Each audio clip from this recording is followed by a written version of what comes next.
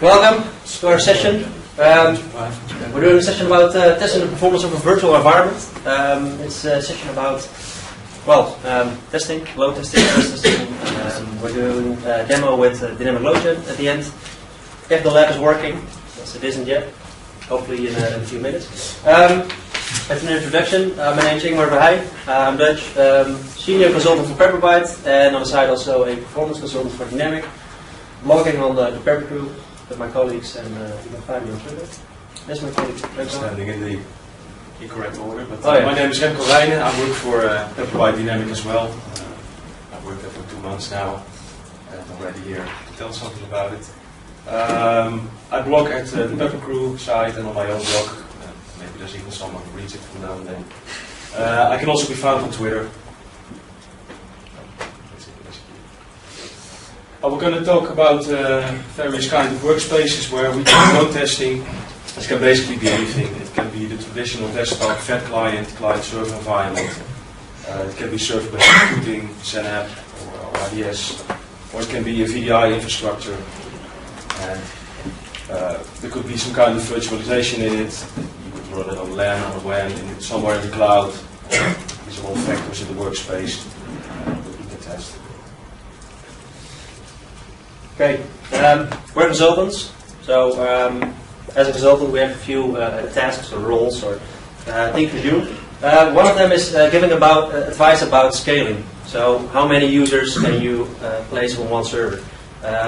Users are comparing the benchmark results, like front of VRC. They say, okay, I saw this hardware is an HP server, and they can do 150 users. Is that true? Or they need advice like, okay, how much user can I really hold? And is this true? Or I scaled my environment and it doesn't work. You know, it's slow. So they need advice about it. We're saying like scaling, you shouldn't do it once. Not just at the beginning of a project, not just when you're done. It's a process. So each time you're changing something, you should test it. Okay. We're designing an environment. So when we are creating the environment, what architecture do we need? Do we need a VDI, do SBC, do we need a physical? And how do we validate the design we make? How are we sure that when you say, okay, 100 users on one server, it's going to work? Or the perceived performance you're expecting, you're getting it. Or we're measuring it. So when you are in this phase, you probably have some rough numbers. We think there are so many users. We think there are so many users concurrently. We think this, we think that, and you make your best guess. And the fun part is then, at some point in time, you can prove your design and you can test the actual numbers. Yeah. So you're validating the things you just said to the customer, like this is what you're getting. So, and again, users or customers complaining it's slow. Yeah, okay. Probably, what's slow? And when did that change? So, this is a question we get a lot, and we're trying to solve it, or at least trying to address it and find a way so we know when is it slow, and when did it happen, and how can we prove it's better, or it isn't slow, maybe even. Because it's subjective, each user thinks it's different, and they're having a bad moment in the month, they're probably complaining, and if we can pinpoint it like, okay, it started getting slow at 12 o'clock, everyone is opening their daily news, we know it's there, it's what they're doing, or that's why it's slow.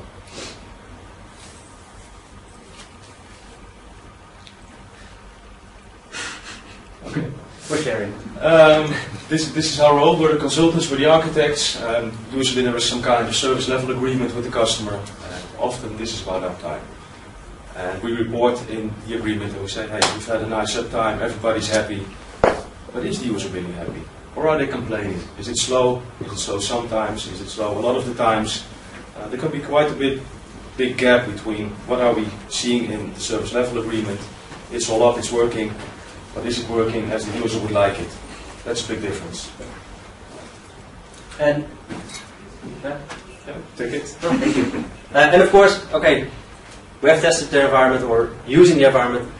and now it's slow, or it's not working, it's not doing as expected. How do we find those bottlenecks? And you've asked it in the earlier session, how do we find it? Well, we want to find the weakest link in the chain, but in order to find the weakest link, we need to generate a certain load and repeat the same load over and over again, so we can change something, test it again, change something, and in the end we will find what happened, where is this weakest link. And because we're simulating the load, we're in control of the load, we can really find this weakest link.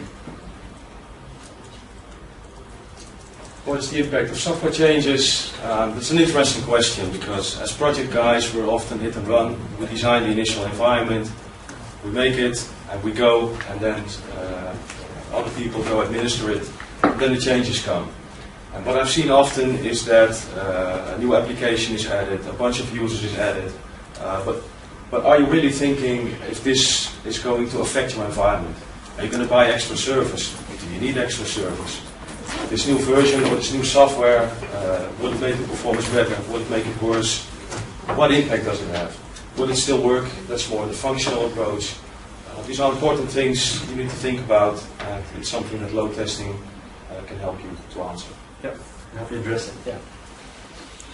And that's really afterward. You shouldn't do the load testing once. It's a repeating thing, and this is a cycle that you keep doing. So you're going to start with a plan. You're going to implement the plan, preferably in your detailed environment. You're going to compare the results, and if there are any issues, you're going to resolve them, and then you're going to start all over again. Repeating process. Okay, when we're looking at performance, there are two ways of looking at performance. I said it in my earlier presentation as well.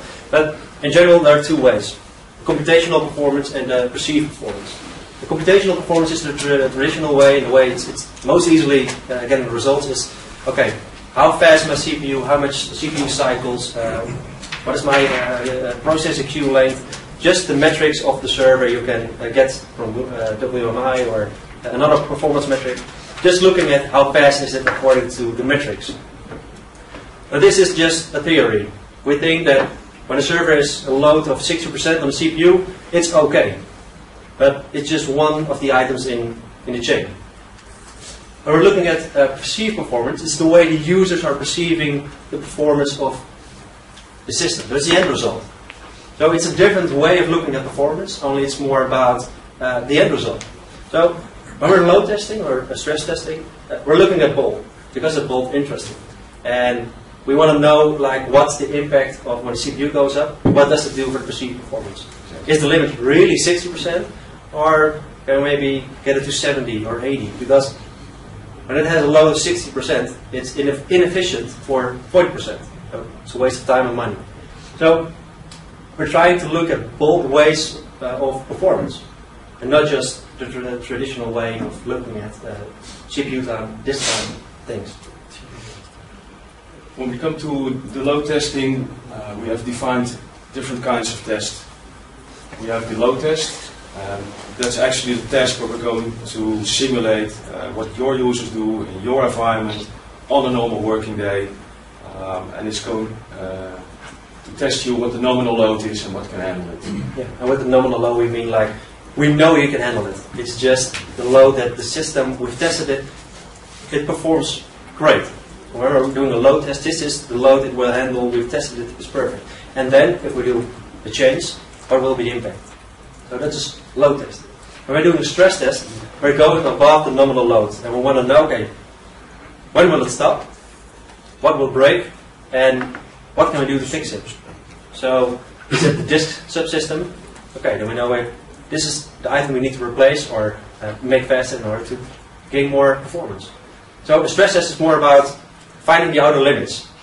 And one of the examples of a stress test is the 9 AM test, which actually is a test when, okay, it's 9 o'clock in the morning, all the users are coming in, they're getting coffees, turning on the machine, and what happens? So what happens if all users in 30 minutes log in? What will the system do? Will it hold? That's a good way of testing your environment before you're putting it in production. It's a very different outcome. You might have tested here that we can handle X concurrent users, But can you handle them all at once at 9 AM? Yeah. Very different test. Okay. So how can the dynamic load chain help us? Well, first of all, it can do load testing, stress testing, like many other tools. But it's pretty easy to set up. It's a zero-touch setup, so all the local machines, and the machines were really generating the load, you can just find them in Active Directory, say install, push the agent, and it's there. You don't have to go to the agents, it will install itself. If you want to remove it, it's gone, it's got no trace, no DLL registered, so you can just use any workstation in your environment with some side effect. And the test users, because you need it to log in in your Active Directory, it will create it for you. So you can use one management console and set up your total environment. Like I said, zero footprint on the loadbots. If you remove it, it's gone. There are no traces found. Even the last logged on username is restored. So Yeah. in theory, you could even use the real user's workstation, use it as a load bot. When you're done, the software is removed, and the user doesn't even notice we did a test. Comes in at work and nothing has changed. You just use the machine for testing. So you can do an overnight test and no one knows. It can simulate user actions and record you can record them. And I will show it in a demo. I hope I will show it in a demo. But the user action is not just pulling out the sessions and, here are sessions and standing idle. Now they're also simulating user actions, clicking on words, opening files, doing things, measuring the results, and in the end you get a database full of results. It will create a complete load on your environment. And it will capture all performance data. So it's not just user actions and the response times, it's also collecting the performance metrics. So you can give up all your systems on the test, so your Citrix servers, the main controllers, SQL Server, everything you're touching. You place them all in the load chain, specify all the metrics you want, and he will collect it for you. So you just need one management console and the appropriate rights, and he will collect it. So you don't have to go set up another environment, starting performance monitoring. He will do it for you. So that's pretty easy for my job. Just take one machine and I'll do the rest. Easy setup of test profiles, phases, metrics. I hope to show it in the demo. Otherwise, you're gonna move me. And since version 2, it's true client-side testing. And what we mean with true client-side testing is the old way was you got a process, Automate script or another script. You run it on the server. It will generate a load, look at the screen, but it's all at the data center. So if you have a one connection or there's some jitter on the line in the cloud, you will never know. With this version, we're looking at the client side, we're looking at the screen, it's what you see is what you get. So if there's slow connection, there's bandwidth compression, something, he will notice, he will see. And another plus is that server independent timing. So even if you virtualize your server, you won't get a clock drift. Because the server, when you're at load, the timer will get the clock drift, and if you're measuring on the server, it will influence the results. And because you're not on the server, it's just true client side. Okay. And free, fully functional to 15 users. Not that many more. Are you collecting the server metrics? Yeah. Okay. Yeah. So it's still Yeah, just the performance counters which is collected. It's a combination that makes it fun. We have the user response time and we have the performance counters at the same time measurement. Yeah. And it has another column with a relative test time. So the moment you start at 0, and you can compare the results of the user actions and the performance metrics. So when you see a spike in your disk subsystem, you should see it in your user action results. Okay. This brings us to the architecture picture. The first highlight part is your backend, your domain controllers, file server, databases, email, anything on it. In this picture there is a Citrix farm, but this could be anything basically, VDI, RDP, your environment. This is the part where the simulation is executed, so it's the load bots, and they are controlled by the director, which is here below. And this part is all zero-touch setup, zero footprint, leaves nothing behind, and the results go to the database. This is a new feature. I'm going to come back to that in a later slide. Good.